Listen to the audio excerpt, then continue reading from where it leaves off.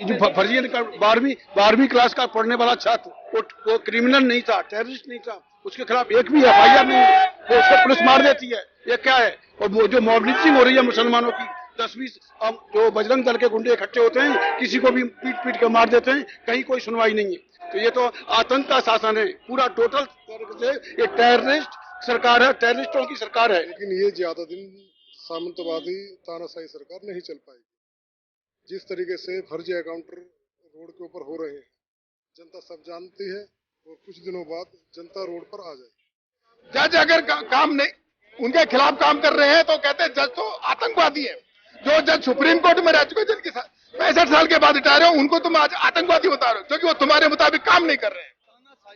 ये तानाशाही है। जो जज तुम्हारे मुताबिक काम कर रहा है उसको तुम राज्यपाल बना रहे हो।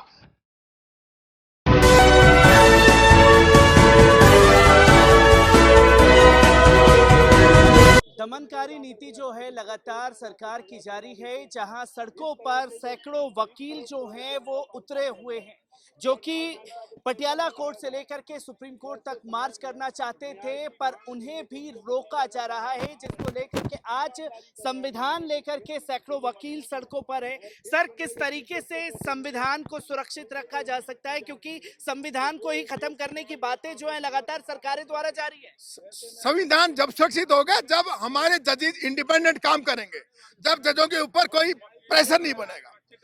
एक जज साहब जो है अगर वो बीजेपी के नेताओं की अगर कार्रवाई करता, अगले दिन उसका ट्रांसफर कर देते हैं। ये तुम हमारे मुताबिक काम नहीं कर रहे हो तो हम तुम्हें ट्रांसफर कर रहे हैं।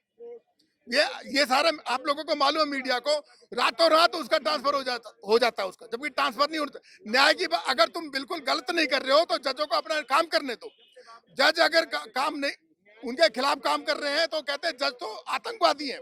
जो जज सुप्रीम कोर्ट में रह चुके, जिनके 65 साल के बाद रिटायर हो, उनको तुम आज आतंकवादी बता रहे हो क्योंकि वो तुम्हारे मुताबिक काम नहीं कर रहे हैं। तानाशाही, ये तानाशाही है। जो जज तुम्हारे मुताबिक काम कर रहा है उसको तुम राज्यपाल बना रहे हो और एमपी बना रहे हो, पार्लियामेंट में लेकर रहे हो डायरेक्ट उनको। जो जज तुम्हारे मुताबिक काम कर रहा है तुम उनको चेयरमैन बना रहे हो कमीशन का।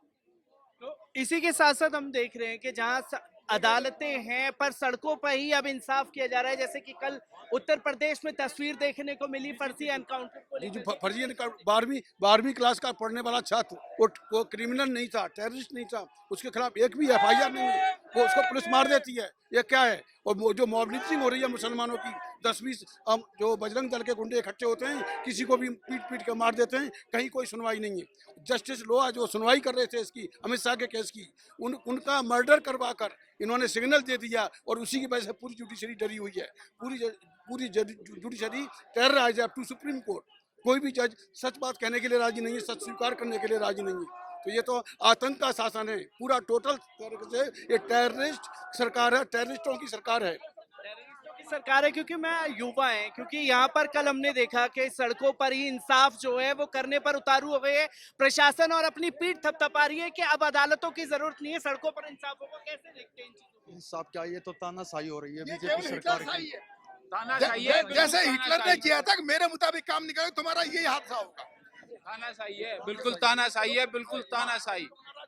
अगर आप हमारे हिसाब से नहीं चलोगे, आपके ऊपर केस लाद दिए जाएंगे, जेलों में ठूस दिया जाएगा, आपको किसी लायक नहीं छोड़ा जाएगा। बिल्कुल तानाशाही है। किस तरीके से देख रहे हैं, क्योंकि इससे पहले भी जब बंगाली मार्केट की मस्जिद के मामले में गिरफ्तारी किया गया, आज फिर जब संविधान को बचाने की बात आई तो दोबारा गिरफ्तार किया जा रहा है। कैसे देख रहे हैं, ऐसे में मुसलमान सुरक्षित अपने आप को महसूस कर पाएगा जब सुप्रीम कोर्ट के वकीलों और जजों के साथ ही ऐसी तस्वीर सामने आएगी?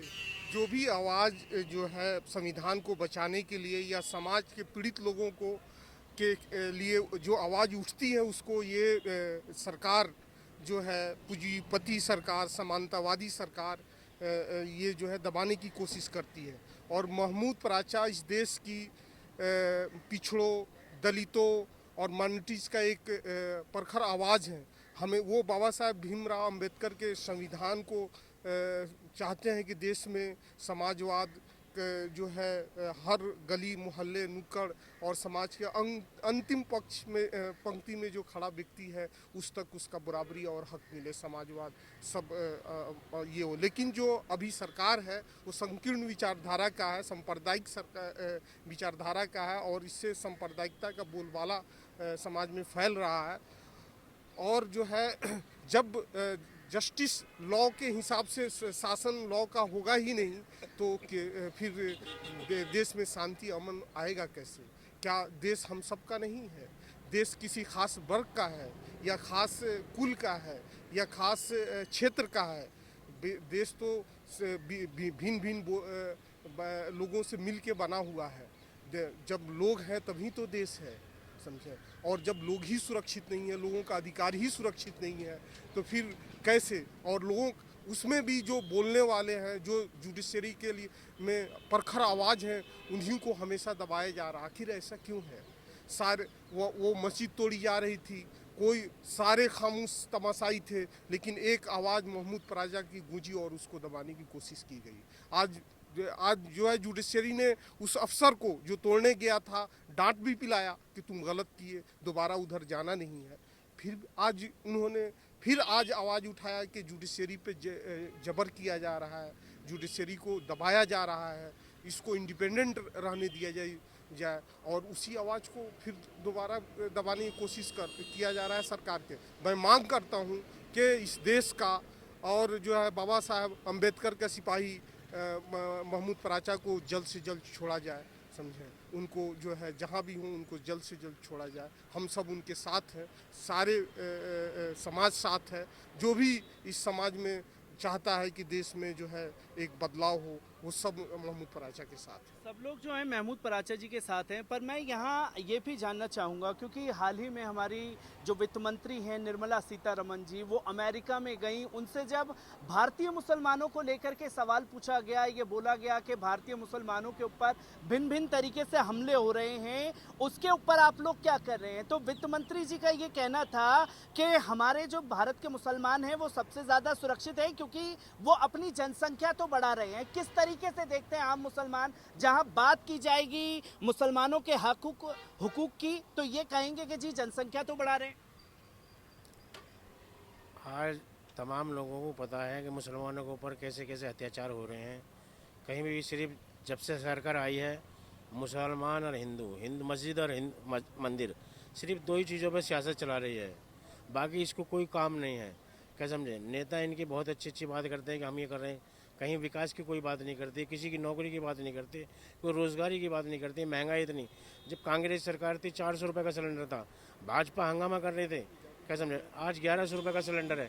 कौन पूछ रहा है कि कहाँ से आ रहा गरीब आदमी, कैसे अपनी रोजी रोटी चला रहा है? क्या समझे? उसकी रसोई कैसे चल रही है? कोई नौकरी की बात नहीं होती, सिर्फ हिंदू मुसलमान की बात करते हैं, मंदिर मस्जिद की बात करते हैं। दूसरा कोई काम नहीं है, सिर्फ इनकी जो इसी पे सियासत करनी है और इसी पे सियासत कर रहे हैं। ये सिर्फ सियासत कर रहे हैं। किस तरीके से देखते हैं आप जब संविधान की बात हो रही है और संविधान की धज्जियां खुद पुलिस के रक्षक उड़ा रहे हैं? क्योंकि हम लगातार देख रहे हैं कि उत्तर प्रदेश में बीते 3 सालों के अंदर 10,615 एनकाउंटर हुए। अब अदालतों पर लोगों को विश्वास नहीं है क्या? जो सड़कों पर इंसाफ हो रहा है, कैसे देख रहे हैं इन चीज़ों को? मैं कुछ ज़्यादा नहीं कहूँगा, लेकिन ये ज़्यादा दिन सामंतवादी तानाशाही सरकार नहीं चल पाएगी। जिस तरीके से फर्जी एनकाउंटर रोड के ऊपर हो रहे हैं, जनता सब जानती है और कुछ दिनों बाद जनता रोड पर आ जाएगी। कुछ दिनों बाद जनता सड़कों पर आ जाएगी। किस तरीके से देख रहे हैं जो लगातार संविधान की धज्जियां इन्हीं लोगों के द्वारा उड़ाई जा रही हैं? जी, जो फासिस्ट ताकतें होती हैं वो हमेशा ये चाहती हैं कि दबा के, गिरफ्तार करके और सांप्रदायिकता फैला के लोगों को चुप कराया जाए। लेकिन कब तक? लोगों का पेट है, ज़रूरियात है, बेरोजगारी है, महंगाई है, कभी ना कभी तो ये घड़ा आएगा।